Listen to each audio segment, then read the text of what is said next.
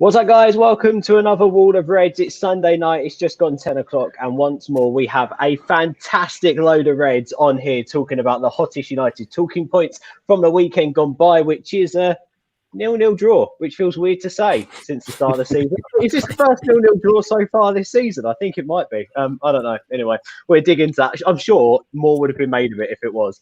I have got 5 other amazing Reds with me tonight. Connor's on for his first show. Oliver's on. Flawless is here. Russell's here. And as is Abdel as well. Guys, I'm going to come to you one by one, as we always do at the start of Wall of Reds, just to get your final take on the weekend's game. So feel free to take up 2 to 3 minutes of saying whatever you want about the draw against Chelsea. Guys, if you haven't or you're not currently watching on the YouTube channel, come over youtube.com/allforunited. Join our community over here. Hit the subscribe button, hit like on the video, and get involved with the live chat as we talk. We're inclusive of you. This is an interactive show. You guys get involved as we speak and put us up on anything you don't agree with, or tell us if you do. That'd be fine. Usually we just get loads of messages saying, I love Abdel, which is, again, absolutely fine. But if you want to spread that up to me this week, that would also be fine. Just saying. All right. I'm not needy. Connor, welcome to the show. Welcome to the channel, mate. Good to have you on. You've got the equipment. You've got all the gear. Let's see if you've got the idea. Did that make sense? Did that work? I think it did. I like that. That was good. Give us. I got the thumbs up from Russell. That's all that matters. What did you make of the weekend, mate? What did you make of the game and the performance? There wasn't really much of a performance, was there? It didn't feel like that anyway. It's one of those games. I think I'm not going to get too over critical of it, because we've had worse performances this season, especially at home. I think the only thing for me was I think Ollie may have been a bit naive going into the game, and I'm a massive supporter of Ollie, and I think his tactics in the big games really speak for himself. But I do think he was a bit naive in this game. I think Lampard learned from the 4-0 last year at home, and I think Ollie might have thought that they would have come to Old Trafford and done the same thing, and obviously they didn't. They sat back. Obviously they've been leaking goals all over the place, so Lampard clearly wanted to address that and sit back and try and hit us on the break, which I don't think we expected, and it took us a while to react to that. Obviously, Dan James, is he a United player? Yes, I think in time. I don't think it was a bad selection. I think I saw a lot of people early on when the team sheet went out saying it was a really poor selection. I didn't think it was, because I think the performance against Newcastle was good enough to at least see us through against Chelsea with obviously a strong bench, which is something we haven't had in recent times. But Dan James, I mean, he only had 14 passes in the game, and he wasn't really involved. Only one of those was forward. 0 out of 4 take-ons completed. So it was a really poor game. And when you've got Luke Shaw on that side as well, who doesn't really offer an attacking threat, you've got Juan Mata coming inside, which he does when he's played on the right. You don't really have any width in the play, and they just seem to dominate the midfield and shroud us out when they had 5 at the back. So it was really difficult to break them down. Yeah, I'm with you on that. That's fair enough. Some good points made there. And we'll definitely come back on Dan James, I think, because I reckon he's going to be name mentioned a little bit, and also team selection too. And look at this. The love so far isn't for Abdel. I know he hasn't said anything yet. Maybe you have to say something to get some love. But straight away, our guys on Nagara, MUFC says, good to see Connor back on YouTube. You got a good one, lads. Yeah, it's good. I'm liking Connor's great. Cheers, Tim. He's been meaning to come on for a couple of weeks. It's good to have him on with us. Neil's in the chat. I fucking hate Leeds. Brilliant. Hey, my guy Neil, I love that. My guy Neil, man, I love that. I love that petty, man. I love that. Great stuff.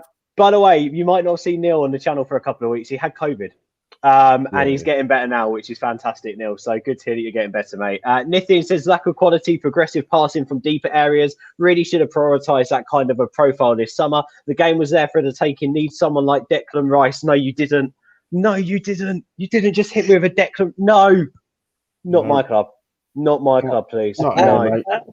No, please. I personally don't rate Declan Rice. I mean, we can come back on to that if you want to talk defensive midfielders. Nip in if you want. We can do that. But yeah, that's my view. Let's come on to you, Oliver. Sorry, mate. Come on, let's just hear 2 to 3 minutes from you about the weekend. And guys, get your views in the live comments as well.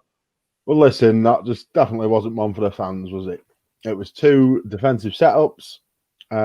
As DJ set on there, Dan James was literally on to do a job, which unfortunately for him was just be a pest and keep Reece James occupied. As we mentioned in the show last night, to be honest with you, if that's all he's good for, whether or not he needs a loan move or just maybe shown that this isn't his level, I think if he lost a couple of yards of pace, he really would not be anywhere near the Premier League. To be honest with you, sad but true. I think we nullified Chilwell and Reece James very well, but luckily, if Werner, Havertz, and whoever else was up front were on song last night, it might have been a different story. Then again, we could be sat here celebrating a 1-0 win. It happens. 2 defensive displays, pretty boring game to watch, but 1-0, 3 points. We nearly nicked it. I think one positive to take was Cavani, showing what a clever, proper, experienced striker can offer. And it made me excited to see what he can do, especially with Tellez hopefully crossing in the ball when he gets more game time. So for me, boring game, but at least we didn't lose to Chelsea in between what is going to be a very busy fixture list. It's been a boring game when the most entertaining part of the match is the debate in the Sky Sports studio between Patrice Evra and Jimmy Floyd Hasselbank. That was good fun, wasn't it? That was great. Abdel, I want to come back to you because I really want you to hit a little bit on where the game was drawn. I was going to say won or lost, but drawn. So I'll come back to you in a second, Abdel, if that's all right. I'm going to move straight on to Russell. Russell, what was your 2 to 3 minutes on that yesterday? Look, you're nearly falling asleep being on this show. What was you like at 5:30 yesterday? Yeah, mate, a snooze fest of a game, wasn't it? For a neutral, I can only imagine it was just horrible to watch. I would have switched it off in about the 60th minute if I wasn't a Man United fan. Yeah, I do apologise. I am led in bed. I know you guys are all sat there with your microphones looking professional, but you give me a shout about 10 to 10. And I was like, go on, I'm not doing anything. All I'm doing is sat in bed watching The Purge. So anyway, Russell, I'll be more worried if your laptop starts elevating. I'm on...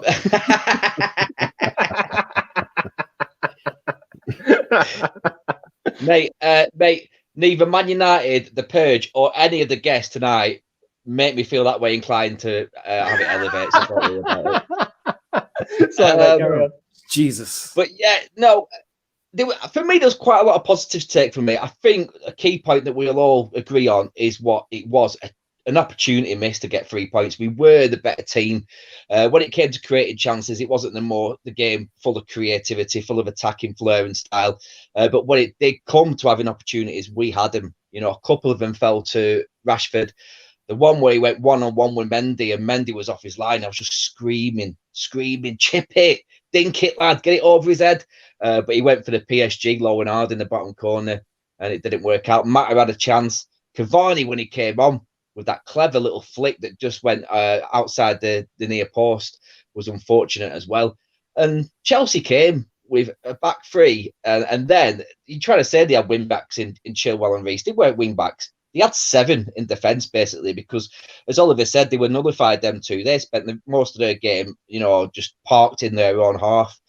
So they had a back three, and then they had a back 4 in front of him. And whatever Havertz and Werner and the rest were doing up there, I don't know, because they didn't really have much to do. So for me, there was positives to take from it, but it was an opportunity missed, unfortunately. Yeah, good points, well made. Flawless, let's come straight over to you, buddy. What are your thoughts?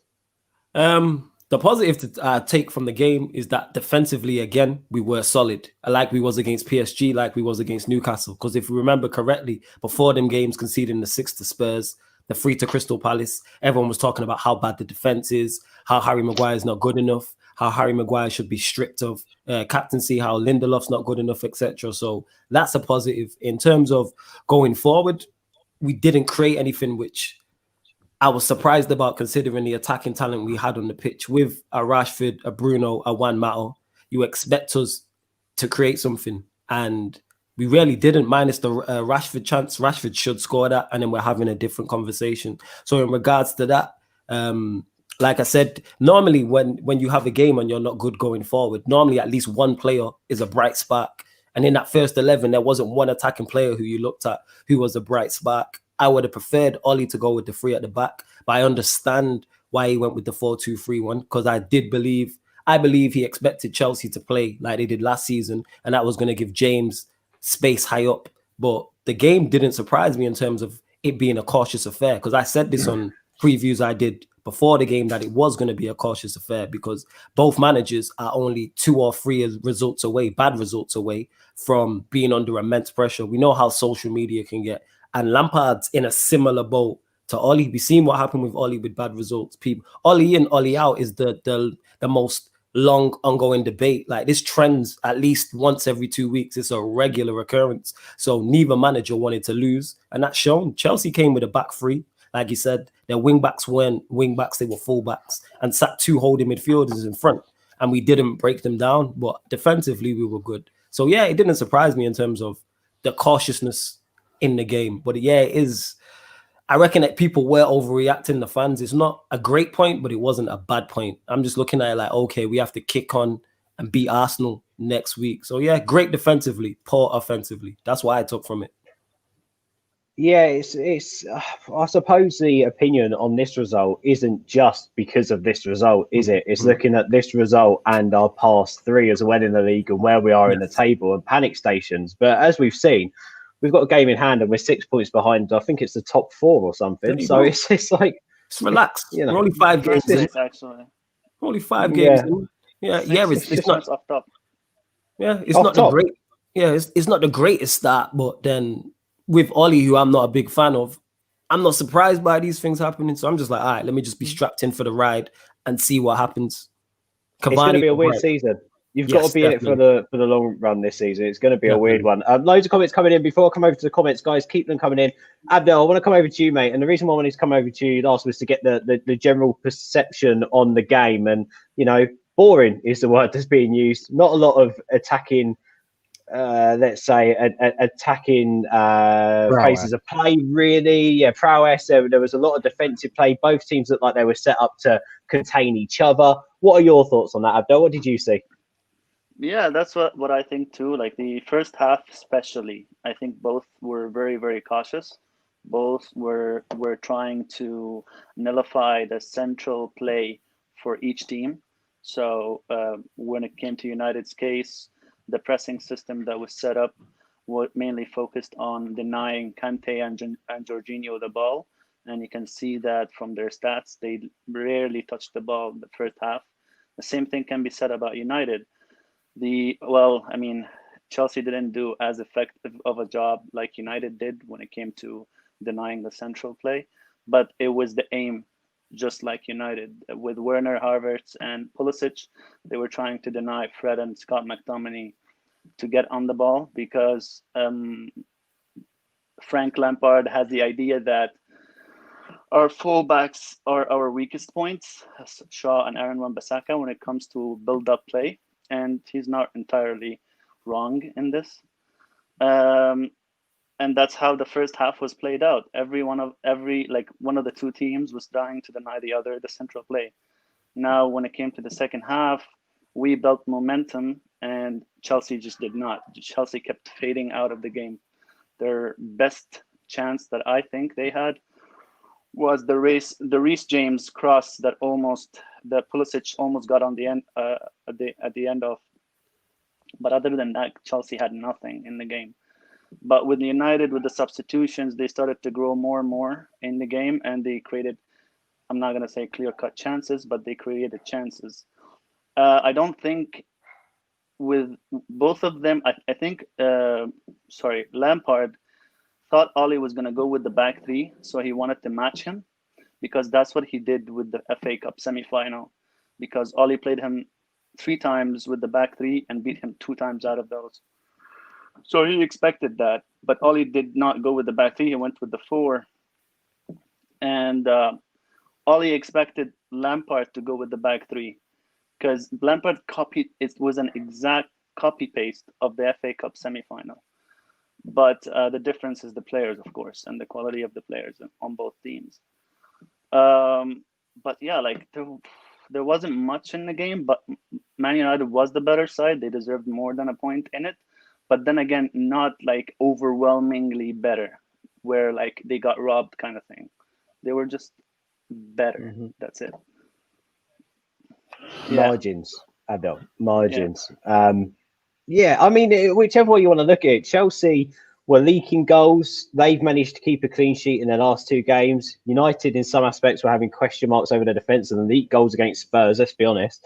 And we've managed to keep a clean sheet in a big game against an attacking lineup worth something like 250 million that we all bought this summer and meant to be so frightening. I can't even remember a David De Gea. As you mentioned, there are a few crosses in the box, but a David De Gea save, I'd say probably the toughest one he had to make was when Pulisic was running past Scott McTominay, and it's more or less straight down his midriff. Chelsea didn't really have a chance, did they? When you think about it, sorry, Russell, you're muted, mate. That was their only shot on target. That was it. That was their one shot on target. That's as much as they put in on David. And Dave deserves that clean sheet. He's worked hard. He's been looking good since we've come back this season. So I'm happy for him to get a clean sheet as well. Yeah, I mean, I thought it was a fantastic defensive performance from United, and we'll come back to it. And I think it's easy to sort of slag off a style of play or the way you play after a 0-0 draw because you haven't gone and won the game. But I think the way our defence played, we were crying out for our attack to go and do the job down the other end, and we just didn't. So I think that's something that we're definitely going to come back onto in a second. Let me just quickly jump into the live chat here. Charlie says Chelsea spent over £250 million and they had one shot on target. There we go. We were the better team. No negativity needed. Hate it how Donny isn't playing. Seems pointless. We'll come back onto Donny van der Beek. Omar says a rare misstep in a game with the lineup, but thankfully, almost all the other results worked out for us. Pre-game, we would have had us putting Matic and Pogba in the double pivot and Greenwood in. Brendan says, didn't play in both McTominay and Fred, tell us the plan was not to go out and win it. You can't play those two together if you expect the other team to be more dominant. I don't understand why him playing Fred and McTominay means that he doesn't want to go and win the game. He wants, surely, we can't get in this thing where just because Oli plays a couple of defensive players or what you might think are lesser talented players, that's Oli going, I'm the Manchester United manager and I don't want to win today. I don't want to win today. By the way, having Mata with Scott and Fred helps them a lot because it provides a lot of angles for them to play a penetrating pass, because we know this is the no. Oh, Abdel, sorry, we lost you there. Oh, is he gone? He's back. back. Abdel, you're back. We know that their weakness is breaking the lines with their passes. They're very good at break up the play because, like I told you before, they're very combative in their nature. But Mata, when you play Mata and you know that he moves centrally, you put Mata and Bruno in the half spaces as a double pivot out of 10. It's a concept that Oli is trying at the moment. And it provides them with angles. It makes it easier for them to provide that pass. They still don't have the quality 100%, but it's easier. And I thought that was the thinking. And also it's what made Ben Chilwell not able to attack as much as before. He's regularly attacking and up the end of the pitch. With Dan James, I thought he's trying to nullify Reece James, like I think someone said here. He was trying to nullify Reece James, but Azpilicueta did a good job also on the times that Daniel James caught Reece James out of position. Azpilicueta covered him well. But yeah, James was ineffective in that game, and it's probably why we did not create more chances. Neil's got in touch saying, don't understand the need for two holding midfielders at home. Oli dropped the ball there. I reckon he was scared to lose. I mean, again, Neil, I appreciate all the comments coming in. This isn't me answering back on them. Everyone's got a very valid point, and this is where the opinion process really kicks off. For me, I've mentioned this on the preview. For me, it's trust. I think he trusts those two, and he knows they're going to work hard, and that's why he's playing them. I don't think it's him going, oh, they're two CDMs. Let's play them in a CDM position and hope that they defend the game away. I do think it's a level of trust there. Nithin, who's just highlighting the profile of Declan Rice. Trevor does agree with Neil about the two holding midfielders. Well, actually, let's hit on that slightly, shall we? Flawless, let me come over to you because you can hit it quite evenly, although I know that you're not Ollie's, so to speak, biggest fan. Jose Mourinho was massively criticised for playing two holding midfielders in the United team week in, week out. And Louis van Gaal was another one who used to play two holding midfielders as well, who were quite defensive driven. So is Ollie right to get this little bit of stick for going with two central defensive midfielders at home? I understand why he's getting the stick at home because we didn't win the game, but we didn't not win United didn't win that game because we played those two. Those two played well. Those two are in there to help the defense out. And defensively, we were sound. We literally just shut out Pulisic, Werner, and Havertz. I don't think there'll be another team in the Premier League that will keep them free as quiet as we did. They did nothing. So on a defensive end, we was fine. And you have to add McTominay and Fred into that. Plus, they deserve to keep their positions in the side because of the PSG game where they played well, and also because of the Newcastle game we played well. So the whole you can't dominate with two holding midfielders, to me, is incorrect, because Newcastle, we battered them and we dominated the game with those two in there. PSG, yes, we did let them have the ball, but Fred and McTominay did what they were supposed to. The only thing Ollie can do is maybe change it a little sooner to change the game. But if he plays one holding midfielder and we're a little bit more open, it's why play two at home. Like I said, it's the attacking players. That's who was poor. Rashford, Mata, James, Bruno. Them four as a collective didn't do enough. Cavani came on and looked bright. So did Greenwood. But again, Luke Shaw going forward, there's that clip circulating on social media where Bruno's got the ball on the left-hand side and he's asking Luke Shaw to overlap and Luke Shaw doesn't. That's nothing to do with Fred and McTominay. To me, they did their job, and I understand why he's playing two workhorses in there. So Bruno and your likes of Mata and James and Greenwood don't have to defend as much. But maybe change it a little bit. Maybe he can change it a little bit sooner, because he can be slow to react in terms of subs at times, Ollie. But because we drew 0-0, you're giving people an excuse. But again, like I said, Rashford has to score. And also what we're forgetting, give Chelsea credit. Chelsea defended very well. They basically played a back seven, like Rusty. I think Rusty mentioned it, and they defended very well. Chelsea are a good side. It's not like Chelsea are a bad side. Chelsea are a good side. So yes, disappointing. You want to win the game, but I don't mind Fred and McTominay in there because they give a great platform for our attacking players. You make a fantastic point there. Let's remember here, we were playing Chelsea this weekend and not a bottom three side. It was always going to be a tough game, and he needed to set out with a team that weren't going to, that wasn't going to. He's not going to set you up to leave gaps and be open, is he? He wants to put a team out there that's going to work hard and a team that deserves to play. Connor, on that and on Flawless's points and sort of in what's happening in the comments here, Ollie has been criticised for that team selection. So give me your honest thoughts. What were your thoughts when you saw that team, and did it work to some extent, or what didn't work to some other extent? It worked in a defensive capacity because obviously we didn't concede and we nullified Chelsea's attack, which we all know can be very lethal on its day. And I think it's a bit unfair to say that we were playing two holding midfielders. On paper, obviously, it looks like that with a 4-2-3-1, but Fred's average position was actually up alongside Bruno. If you actually have a look at the average positions of the players, I think the problem with that lineup is you're asking the attack to do two different things. On the one side, you've got Dan James, who can't really take players on, but his pace can get him behind. And on the other side, you've got Mata, who always drifts into the middle and pushes Bruno out to the right-hand side, or Bruno has to drop back and try and dictate from that kind of Pogba role. So my issues with that lineup is, like I just said, you're asking the attack to do two different things. I just don't think that front three, Mata, Rashford and James, can play together purely for that reason, because Shaw and Wan-Bissaka are not the best going forward, in particular Shaw on that left-hand side. Obviously, you just mentioned about that clip that's circulating at the moment. That happened 2 or 3 times when Rashford was out on the left as well, asking Shaw to overlap and open up the space, and he just didn't do it. And we all know Wan-Bissaka can improve going forward. So when you've got Mata moving inside, you're literally leaving Wan-Bissaka up against Chilwell and Pulisic on that side. He's not going to take on both of them and get crosses into Rashford and James. So I think that was my issue with the lineup. I've got no issue with Fred and McTominay playing together, but I just think in that system, it just doesn't work. Yeah, maybe we needed a little bit more of creativity, and that shouldn't be coming off the bench. We should be starting with that, is what the people are asking for. Oliver, quick word on that, and a quick word on Dan James from you. There's been a lot of talk, and actually I've just put it out there now. What is everyone's honest thoughts on Dan James? Because I watched something the other day, I can't remember what it was, where they were saying that actually, the 25 million now sounds like an absolute steal if that bid came in again for Dan James from Leeds. And there's just loads of little things like this circulating around about him. I feel quite sorry for the lad. At the end of the day, he came into United and went off to a flyer, went off the boil a bit. Loads has happened off the field with him.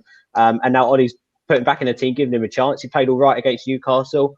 Again, didn't have the best game at the weekend, but he was clearly asked to do a job. And as Abdel said there, he did keep Reece James busy for the majority of the time that he was on the pitch. So what are your thoughts on Dan James, Oliver? Well, like I said, he did get told, right? That's your job. Stuck to his task and did it brilliantly. But being a pest at this level, he should be doing a bit more. I don't think he actually gave us that much. I think he probably had, I think it was six touches in the first half an hour. That's not great. That's not a lack of service. It's the fact that he then has this tendency to want to come back. So if he tries a couple of times, get in behind or beat his man, if it doesn't really work or he actually does it, there seems to be an apparent sort of bit of, he gets a bit of a nosebleed and then I'm not sure what to do now. Panic, brings the ball back. And a great point that was made yesterday as well was Donny van der Beek should be being protected, eased into it. Well, Dan James didn't get that. He's a lot younger. He's come from a lot lower level, and he wasn't playing for Swansea for that long. So I think he's had a really unfair, thrown in at the deep end. And I know he's had time off, but that's thrown him into the spotlight. Some people love him, some people hate him. But, there's always the thing, if he didn't have that extra bit of pace, would he be, classed as a Premier League player? I'm not so sure. He is only still young, whereas Donny, he's been playing for Ajax. That's the bit that I don't understand, why he couldn't play or just be thrown straight in. Whereas the likes of, James Rodriguez and Allen have gone straight into the Everton team. And Oliver, on Van der Beek, where does he play though? Where does he play in this United side? Because he's not a right winger, he's not a left winger. Well, where does he? So we're play? playing a double pivot, right, against Newcastle, PSG, and obviously yesterday. Now, a brilliant team that we're going to be playing on Wednesday that have used that system brilliantly is Red Bull Leipzig. They play as a double pivot. One of them has license to go forward in an attacking phase. The other tends to drop a bit further down. That's team coaching done brilliantly by Nagelsmann. And obviously, Ollie trying to implement that with the players that we have at the minute isn't really working because they're not au fait with that. As we've said many a time, Scott McTominay used to play as a number 10. So he is still figuring out this role. He is very good at recovering the ball, but then his instant reaction is to pass it back to safety, and that kills all attacking intent. I'm not sure whether or not that can be trained into him. He is fairly young, he's not like the ever young Jesse Lingard that still didn't make it. But I think with Oliver, can I just quickly butt in? I completely agree with what you're saying on McTominay, but just on Van der Beek, right? And what you're saying on Van der Beek, and you're talking there about the double pivot and two playing in the middle of the park and someone getting a free role to play there. I completely understand what you're saying, and in an ideal world, that works perfectly. You have one player a bit more defensive, the other with a license to go forward. But surely that other person isn't Van der Beek, it's Pogba. So Van der Beek still doesn't get in the United starting 11, even if he comes into that double pivot, because it should be Pogba in that role. Well, yes, but we've seen that Pogba can't do that. I mean, it's more... he does it for the French team every time he plays. But he doesn't have that much defensive warrant. He's got someone next to him, whether it be Ndidi or Kante. They have now, got the quality to go forward and help in attack, but their main issue is defensive capability. Whereas Pogba, yes, he does the bare minimum, but when asked to track back or be like, a fill-in centre-back, it doesn't work as well. So I think Donny van der Beek has got that in spades. If you could figure out maybe Van der Beek and Fred together as a double pivot, they're both quite good going forward, good passing range, and both good at recovery. I think Fred always sort of gets left out of the conversation for some bizarre reason. But I think those two would work brilliantly.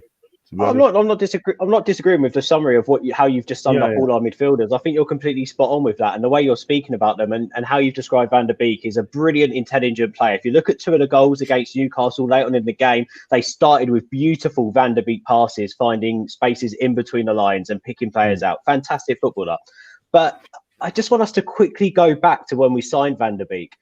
We all said that we wanted someone who could come in and be of the level of Bruno Fernandes when Bruno Fernandes isn't available. We all said we wanted someone off the bench to be able to come on and change games. Yet we're 2 or 3 games into the season and we're calling for Van der Beek to start.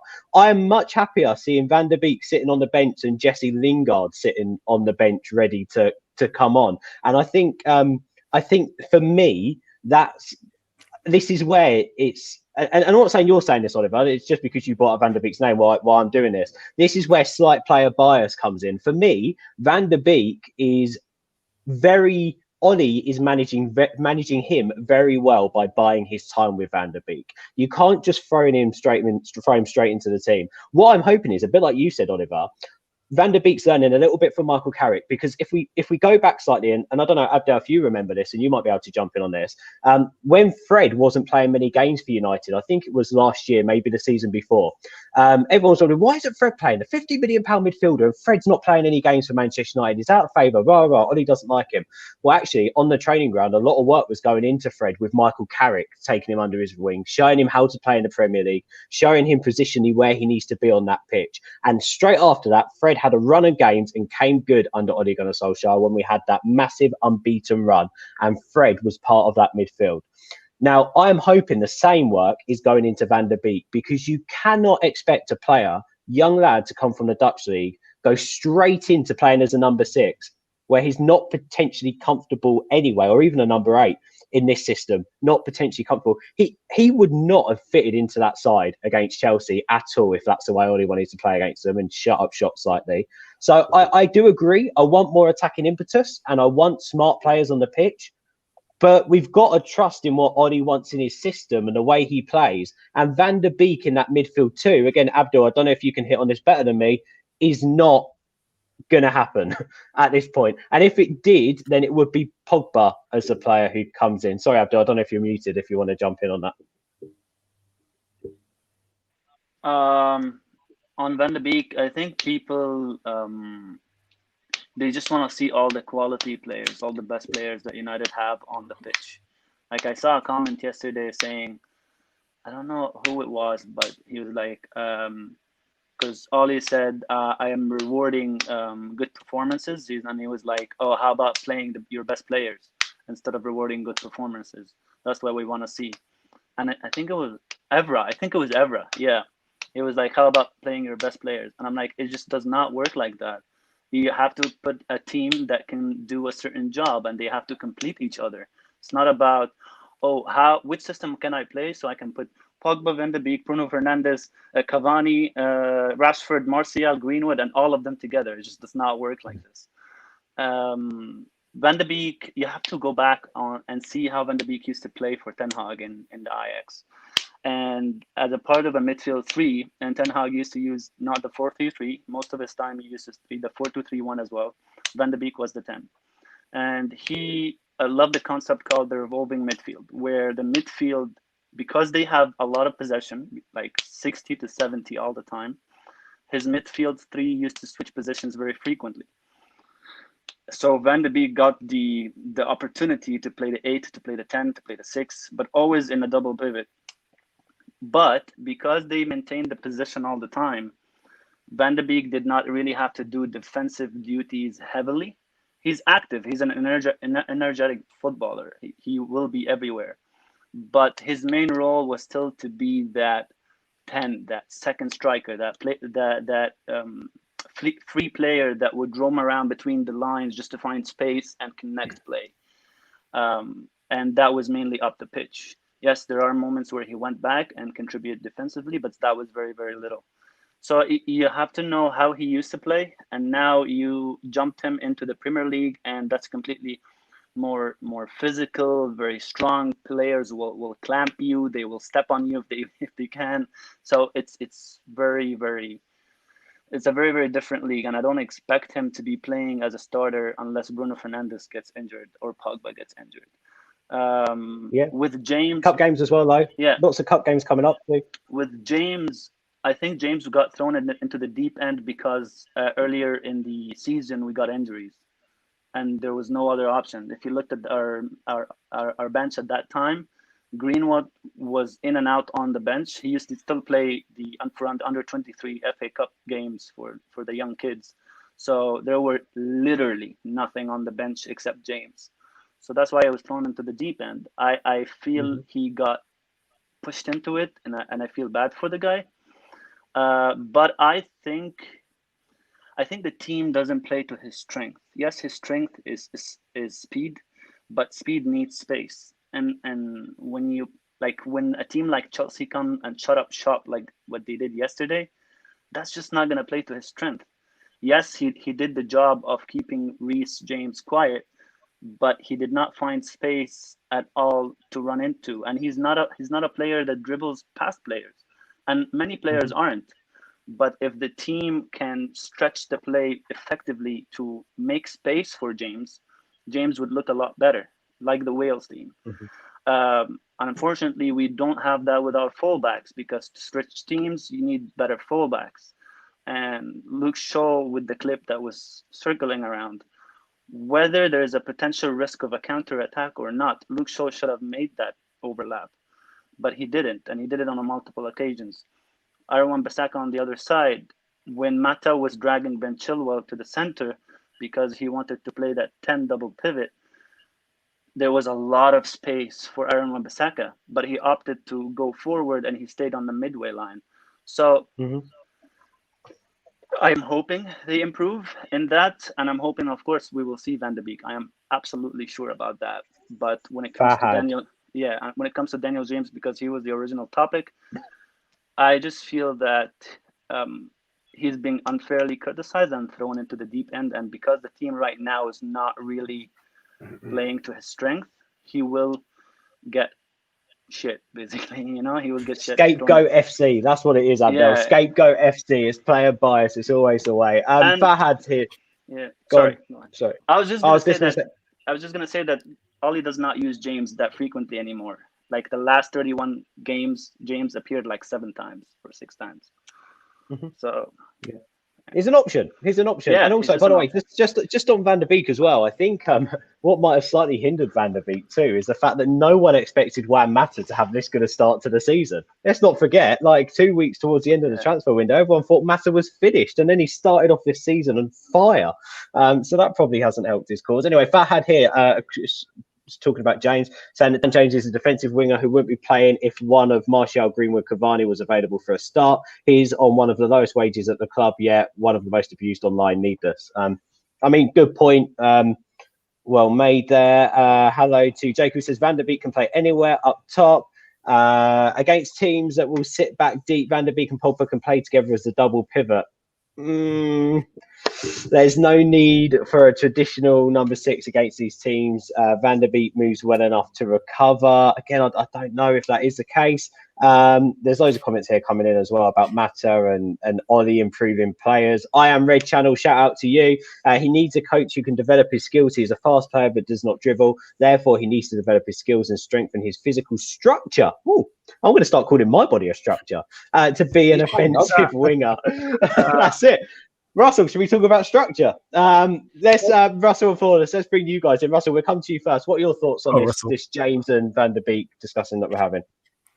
Abdul nailed it on the head. I've been preaching for a long time that Dan James is what I would call an old school winger, where in fact he hasn't got much, he can't really dribble. He doesn't have that kind of skill. His skill is pace.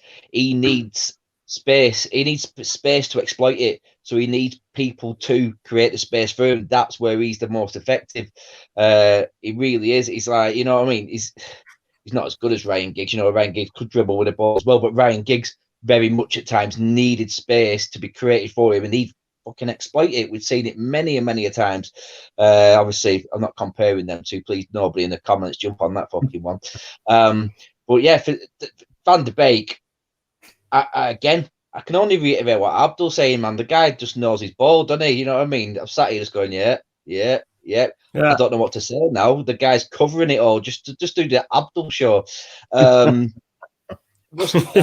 you. You just changed my name to that. That's fantastic. What am I going to say now with that underneath my face? You know what I mean? It just discredits everything that I'm going to say moving forward now. Russell, I think we just got hacked. I don't know who just did that. It's like every channel I go on, it gets hacked. If I go on that United family, I get Ian Holloway. If I come on here, you know what I mean? You get stuff like that going on. Ian Holloway. That's good. Ian Holloway, that's tickled me. That's good. But what was the question? I don't know. I don't even know what the answer is, to be fair. So what's the point in having a question? Dan James and Van der Beek. Yeah, Van der Beek, we're going to have to give him time. I think people are a bit irrational. They jump down all his throat because we have seen Van der Beek come on. He has played well. He has been instrumental when he's come on. He's been creative. And I've enjoyed watching the bit parts that he's played for the team so far. But, you know what I mean? He's come from a team where he played 8, he played 6, he played 10.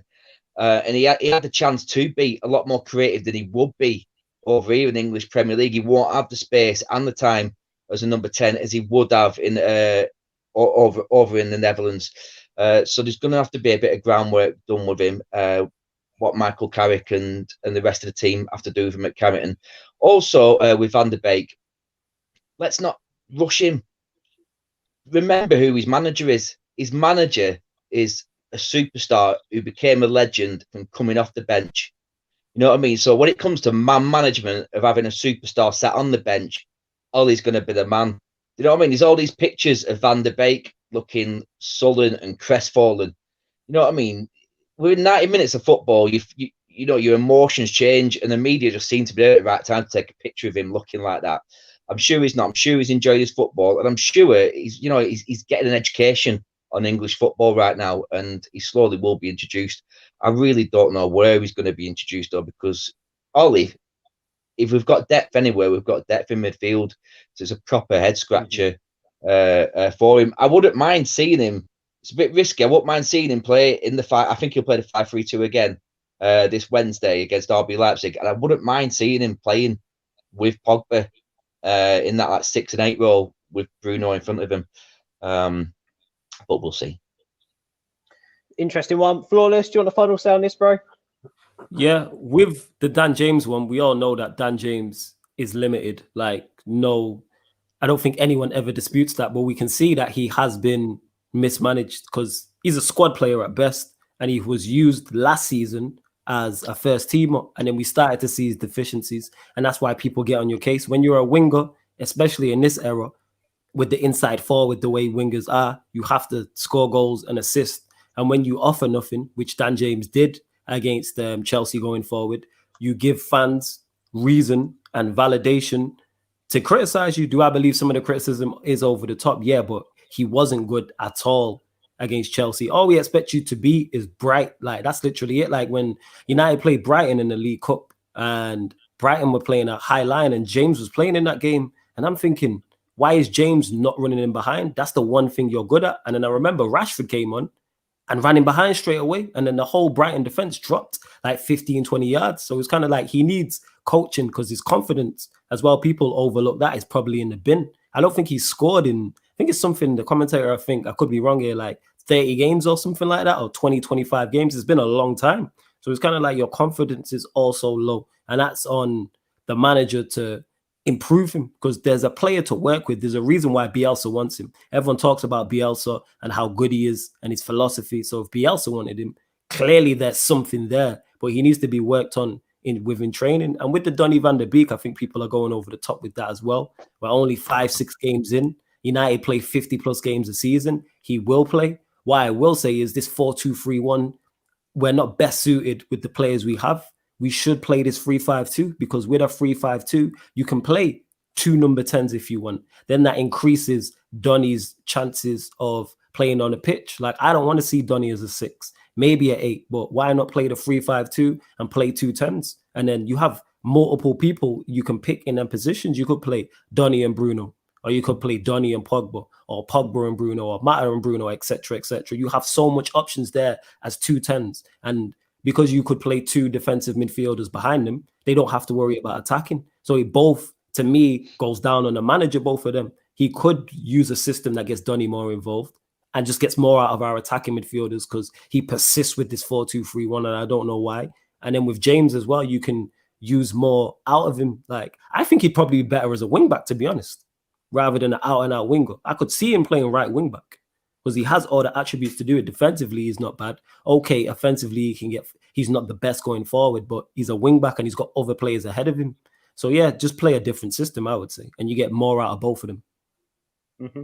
I also, on that, I also don't want to see Bruno move back. I just don't. For me, the biggest error Solskjaer made, if we want to talk about errors being made, it wasn't the substitutions. It's the fact he moved Bruno. Bruno was so ineffective as soon as he moved him to the right-hand side into Mata's position. He couldn't get hold of the ball. And then he was floating everywhere. When he was out on that left-hand side, he was meant to be on the right-hand side. He was just floating because he had nowhere to go. For me, Bruno Fernandes is by far more effective when he's playing as a number 10. And I think there's people over-analysing by going, hey, let's play a 4-3-3 and put, Pogba and Bruno as 8s. Well, no, we've seen Bruno's best football with him playing as a number 10. Just play him as a bloody number 10. And then let's build the team around our best players. Let's not fart about with people in different positions. There's just no point in going over Football Manager about this.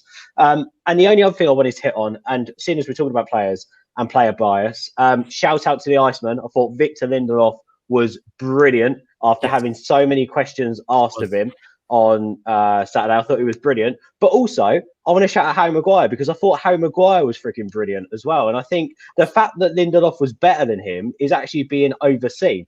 And also, something that's really pissed me off on social media after the Chelsea game is apparently Maguire was shit because he nearly cost us a penalty. What world are you living in? Like, what? You can't say, oh, because a player nearly gave away a penalty, he was shit. That's complete player bias. And it reminds me. Go on, Russell. It reminds me of that film. Do you remember that film, Minority Report, where the police used to look into the future and nick you for shit you hadn't even done? Yeah, that makes sense, mate. Yeah. The thing that gets me, Russell, is that everyone's going, that's a penalty. That's a penalty. Well, it freaking wasn't because it wasn't given. And also, when have you seen a penalty given? And I think the Batshuayi is the only example that's come up, right? There was a foul on Batshuayi in the box where he was literally wrestled to the floor. It wasn't the same situation. When have you ever seen a penalty given for that? I can't tell anyone in this court. Like, this isn't me being biased. Someone please interrupt me if you think I'm wrong. Nah, you know what that is. You know what it is on Twitter. Is people analysing frozen images, and hindsight's a brilliant thing. Like you can see from the penalty in the Liverpool game when they've got the freeze frame. That's definitely not a penalty. This is disgusting. Rest in peace, Virgil van Dijk. But look at the same when they've seen Donny van der Beek on that one still, where he's looking off into the distance, thinking what his life could have been if he hadn't come to United. There was another instance, Dean Henderson. Don't know why they chose to go to him, but he was eating probably like an energy bar or a protein bar. And the commentators start going on about him eating a chocolate bar. What's the next thing? He's got diabetes. Look like kebab and chips to me, if you ask me. It's very people with too much time on their hands, right? Just like to get a bit negative, and it can lead to that LUHG nonsense that you see all over Twitter. That is just disgusting. Do you know what the best example of that is a Man United fan put up the tackle on Wan-Bissaka on the PSG left back in the PSG box, and when how wasn't this given a penalty? Did you see that? Surely he was trolling. Surely he was trolling. Okay, rival fans were posting up going, Man United don't have penalties given against them. Arsenal fan, there you go. I just think it's ridiculous. I just think it's ridiculous that United fans are getting on Maguire's back because of a nearly penalty. The point I made is Victor Lindelof might have made 3 fouls in the game. Well, what if the ref deemed 2 of them to be yellow cards? Oh, so he nearly got sent off. You can't play on if, buts, and maybes. You've got to give credit where credit is due. It doesn't matter what player it is. Scott McTominay again had a good game. Hold your hands up. Had a good game. Had a good game. He did. The only thing I'd say with Maguire is he's got to try and keep his hands to himself a little bit more. It wasn't a penalty. It wasn't a penalty. But in a few games, referees could end up giving stuff for him, hugging players. You know what I mean? And then making the most of it. He's quite often got his hands on shoulders, hands on heads, even pulling Luke Shaw down sometimes. You know what I mean? He's got to be careful with his hands. It wasn't a penalty for me. People are making way too much of it. But yeah, he's a big lad. He don't need to get his hands involved like that. You know what I mean? He can use his body strength, his upper body strength, and that's what he should be doing. He will make me a bit nervous, and with VAR around, there is potential for penalties. But he didn't give a penalty. He had a good game. Fucking get over it. Here's the thing, though. That happens at every corner. In that same game, Reece James had him. He looked like he was going to hit him with a belly-to-belly suplex in the same game, and nobody's talking about that. This happens at every single corner. Done it to Scott McTominay. The exact same frigging challenge. It's the exact same thing, but the issue is that because certain Manchester United fans don't like Maguire and don't rate him, they're going to go out of their way to criticize him, even though they're Manchester United fans, and Maguire doing as good as if Maguire plays well, that increases United's chance of winning matches. So I don't understand that. I don't rate every player at Manchester United, but I don't wish them to do bad. I want every player to play well. I'll happily be wrong. Right? It's weird. Doing a bad tackle, in the box. It's not going to get as many likes. Yes. They're literally the only reason they've gone, Harry Maguire's done this. I better put my negative thoughts on it, keyboard warriors. Yeah. It happens on Twitter, I'll just try to ignore it. Sometimes, if you're in that right sort of mindset, you have to give a bit of a naughty comment, but I try to refrain from that and leave it to Rusty. I did like the fact they were both solid defensively. I like the fact that Vinder Lindelof, that's his new name. That is. He charged out the defence quite a lot with the ball and tried to get into spaces within the midfield to push on Fred and McTominay. I also like the fact that we actually saw some of Harry Maguire's passing as well, which was really, really good in behind the defence at times. As well against Chelsea. Connor, let's come over to you, mate. What did you make of our centre-back pairing? Of course, again, I think Axel should be starting, and I agree with what Flora said earlier on, that actually going with three at the back, I think it works for us, and I think that gets our best three defenders on the pitch. Yeah, I agree. I think people just don't like to be wrong, do they, when they've got an agenda against certain players, and they just won't let it go regardless of what they do on the pitch. With Maguire and Lindelof, I don't like the partnership per se, but that doesn't mean to say they can't have good games together. As you saw at the weekend, I thought they were solid together. I think the outcry for Tuanzebe to be starting again at the Chelsea game, I think was just ridiculous. He'd only just come back after a long-term injury. He'd played against Colchester over a year ago. Comes straight back into the team against PSG, up against Mbappe and Neymar, plays a full 90 minutes, and everyone expects him to be back in the team against Chelsea again. You've got to ease players back in, otherwise he's just going to go back out with an injury again, especially with the injury history that he's had. And it goes back to what I was just saying with people's agendas against certain players, with Maguire in particular, just because of his price tag that he didn't even put on himself. We had to get the player over the line. That's down to the board and their stupid decisions in negotiations. But then you see some players saying we're better off with Chris Smalling, but do they not remember how poor it was when we had Chris Smalling at the back? Fantastic point. Yeah, sorry, mate, carry on. That was a brilliant point. I was screaming for that in the transfer window, and that's a really good point. Yeah, I think people just need to have some perspective and think back to what it was like when we had Smalling and obviously Jones, who's been in and out of the team as well. We've got a much better defensive partnership than we had back then, and it is only going to improve. Lindelof isn't old. Maguire's coming up to his peak now. I just think people like to criticise those two in particular. Lindelof has made mistakes, but Maguire just purely because of his price tag, in my opinion. Fantastic point. Brilliant, Connor. Well done. That was really spot on. I think what you just said about Smalling was bang on the money. I do think that we want the perfect centre-back pairing. Of course we do.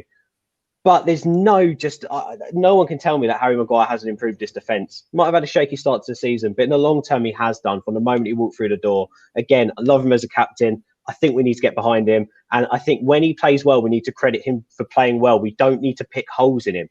I don't get why we're doing that. Russell, I want to come over to you. I want to come over to you with a comment, Russell, if possible, please, mate, because I know you're at every game you can be, and I think there was a very interesting quote from Ole Gunnar Solskjaer when he was saying that if that Stretford end was buzzing, we would have got the 3 points. Was it really one of those games, those behind closed door games for you? Do you think fans in the stadium would have made a massive difference? Massive, huge difference. Some people, I think, on social media and that have turned around and just say he's making excuses now. That is not. It's the 12th man at Old Trafford, especially in massive games like that. It's uplifting. You can feel the energy when you're at Old Trafford. You're at Stretford End, wherever you sat, in fact. And it's one of them games. It's 0-0. It's 10 minutes to go. Your team are on top. You can actually feel the energy bouncing and just hit onto the players, and you can see them go up another level. So no doubt for me, if the fans were there yesterday, it's a 1-0, 2-0 win to United in the end. We have missed fans. We're missing them more and more as well, because I won't say games are like practice matches. They're far from practice matches. They're intense. They're at the highest level. But when you know you're playing well, because them boys must know they're playing well. They must know they were making ground on Chelsea yesterday. They must have known they were pegging Chelsea back and getting closer and closer. They just needed someone to tell them, and that the people who can tell them is the people in the crowd. So for me, he was spot on. He's 100%. And the sooner we get fans back, mate, the better. Please. You're there, mate. You're front row. You can't wait. I will bang on the money. I don't think it's any coincidence as well that we've had our worst home start for 60 odd years with no fans. That's not a coincidence. I just simply ask people, like, do you feel the same when you're watching the game from the television instead of the stadium? If you feel the same, then it's probably, then the players don't feel anything. Then probably you don't. Yeah. I mean, it's a completely different environment and vibe. Like, you have so much energy when you're in the stadium as to just watching on your couch and like at home with nobody or a friend. You know, it's like, it's a very, very stupid question to people that say it's like, oh, it's an excuse. It's not. It's different. It's completely different, and it elevates these players. You know? Yeah, a good one as well is, I love that, like, loads of people on social media, when the lockdown came in, etc., were all like, football's nothing without fans. Football's nothing without fans. And then when Ollie goes and says we need the fans, they go, what the fuck's he on about? That goes back to the agenda, because people just don't like Ollie, so they're gonna be like unfair of criticize. Like I said, even though I'm not a fan of Ollie, I'll still be balanced. And like, if he does something right or he does well, I'll say he did well. Like, I want to be wrong about him. I just want United to be successful. I ain't interested in being right or wrong. Like, I really couldn't care less. Do you know what? On that, let me just quickly throw across. You've got to go and check out Terry, my man at the Football Terrace. I know Flawless does some stuff on the Football Terrace as well. Terry is the king, and he will openly say this, the king of clickbait titles. But he was bang on the money when it comes to Ole Gunnar Solskjaer this morning in a video he done. And it's one of those videos where you look at it and his title's like Ole out, blah, blah, blah. And he starts with saying that, you know, oh, I'm Ole out now because of this, this, and this. But you've got to watch it through. And he comes at it from such a comedy angle, but also a factual point of view where he's being proper sarcastic. It's just spot on. You've got to go and check it out. It's brilliant. And whilst I'm plugging different shows, I also want to quickly plug, Russell, you do a lot of work with that United family, and Carl was going to be on here tonight, but unfortunately his little man's ill and he's not feeling great either. But Carl and his lovely missus are putting on a charity podcast, which you guys have got to check out on Friday the 30th. So if you want more information on that, go and follow Carl at Mr. Carl Edgar, and I will give you guys more information through the All for United Twitter account as well, close to the time, because it's for an amazing cause. So just shout out to those two accounts, and Oliver's going to chat at the end of the show a bit about what he's doing as well. But we'll come back to that. I quickly want to just say, guys, in the live chat, man of the matches, please. Guys, in this conversation, man of the matches, have a think. But before we run on to that, I just want to do a few more talking points. There's been loads of comments. This is an interactive show, guys. Hit subscribe, like the video, share it as well. I just want to get through a few of these. So Connor, I'll come over to you with his first one. Skrill was shocked that Telles didn't play. I don't think he was injured. I think it was just Ollie's choice not to play him and go with Luke Shaw. What were your thoughts, Connor, on the fact that we didn't see Telles?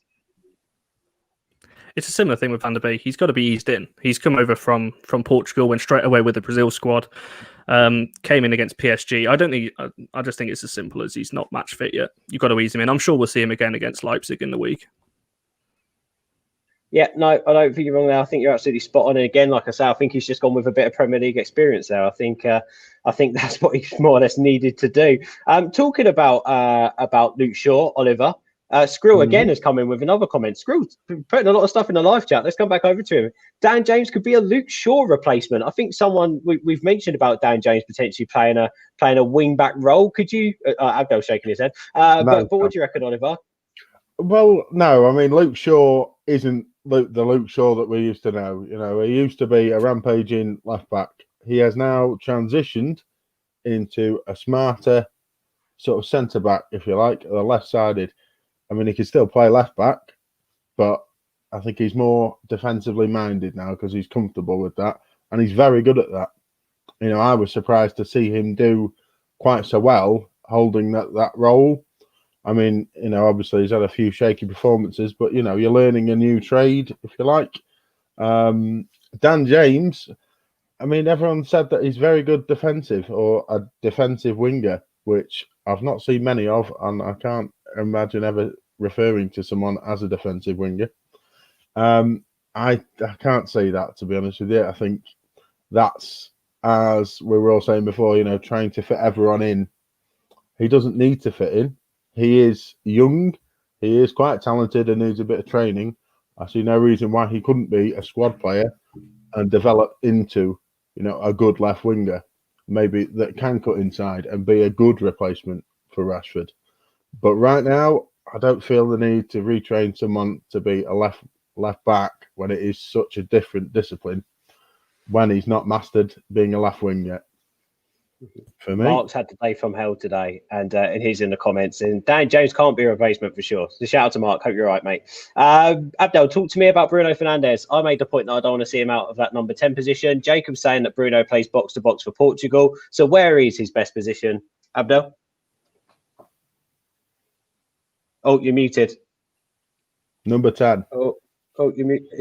Sorry. I would say the 8 because he predominantly played that role. But that does not mean that he's less good when he plays the 10. I think he can play them both as effectively because Bruno Fernandes is good in his defensive contributions, and of course, you know how he is offensively. So he can do both.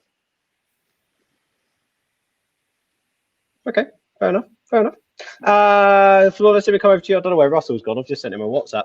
Fahad says we're going to need Maguire against Zoloff and Pullison, so it's a welcome sight seeing him regain his confidence over the last couple of games. We mentioned this, didn't we, about Maguire just a moment ago, about having his confidence back and about our defensive players playing well. So for you, Flawless, confidence, how important is that for this United team? And will we, even though it's a 0-0 draw, still take some confidence from that game?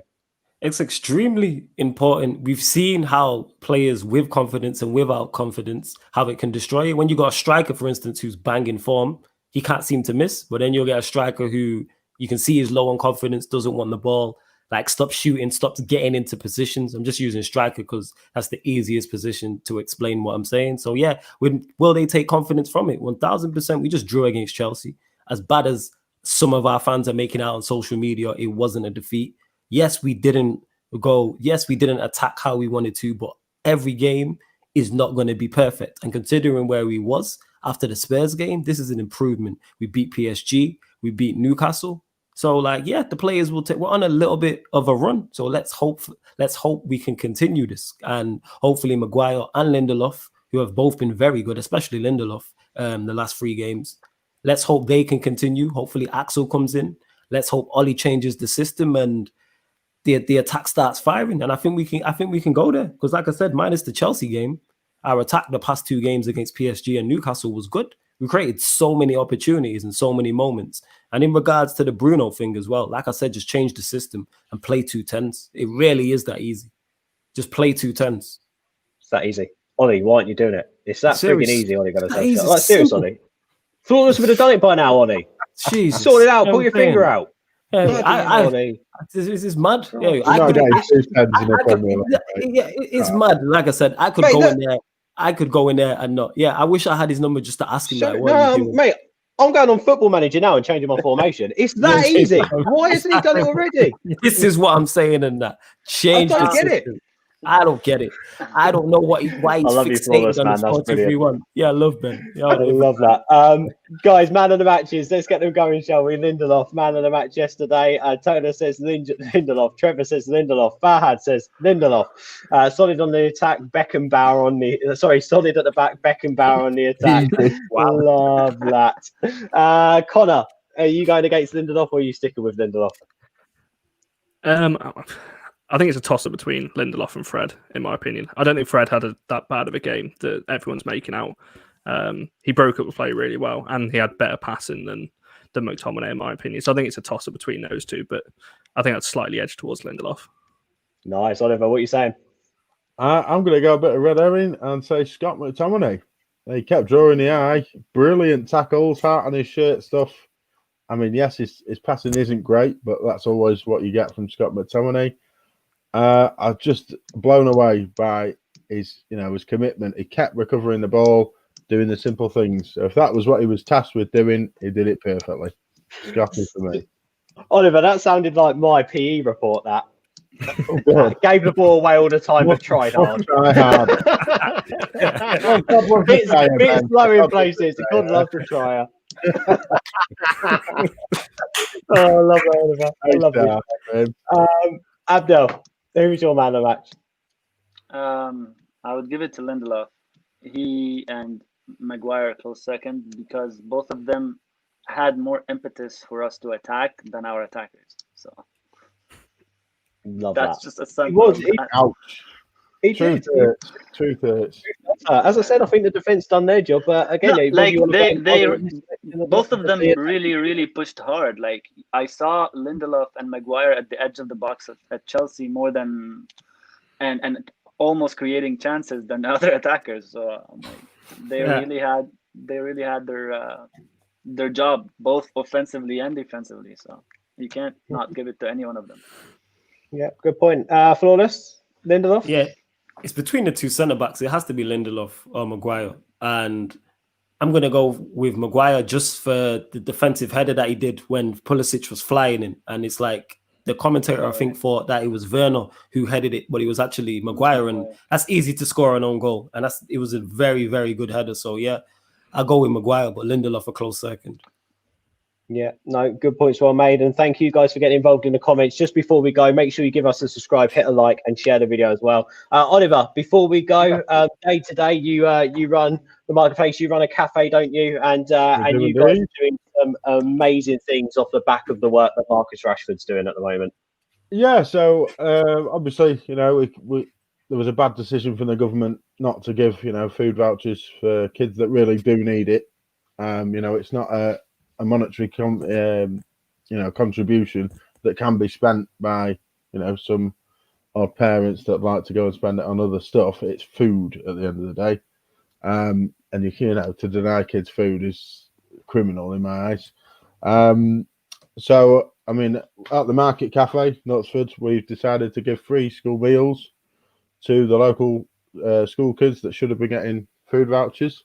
We've had such an overwhelming reaction to that we've managed to raise over £2,000. I mean, we're at full capacity as it is anyway at the cafe. So I've got another member of staff in just to do the free meals for the next week. And hopefully beyond that, we can put the money raised to good use, helping families that do need, food for children. So it's disgusting when people have to choose between heating the house and feeding their children. That is heartbreaking. Being a new parent myself, it sort of hits home when it's a serious issue. But yeah, it's just blown away by the overwhelming support that we've had. So it's brilliant, and well done to the people of Knutsford. Well done, mate. Thank you, and well done for sharing your story. And Carl Edgar as well. As I said, the guys are doing a podcast. Marcus Rashford, bro, you are killing it. Keep going. We're so proud of him as well, and everyone is doing their thing to obviously help the kids get the meals that they need. And I just want to do one more shout out. Nothing to do with charity, but I'm also a massive F1 fan. And Lewis Hamilton, you are the greatest of all time, my friend. What a guy! I just had to do that because I love my Formula One. Anyway, I'm out of here. Abdul, you're the guy. Connor, you're the guy. Oliver, you're the guy. Flawless, you are definitely the guy. Wall the Reds back next Sunday at 10 o'clock. Leipzig preview dropping on the channel tomorrow, I believe. Subscribe to All for United. We are out of here, and hopefully next time we do this show, it'll be after 2 wins. Peace. See you soon, guys. Salute.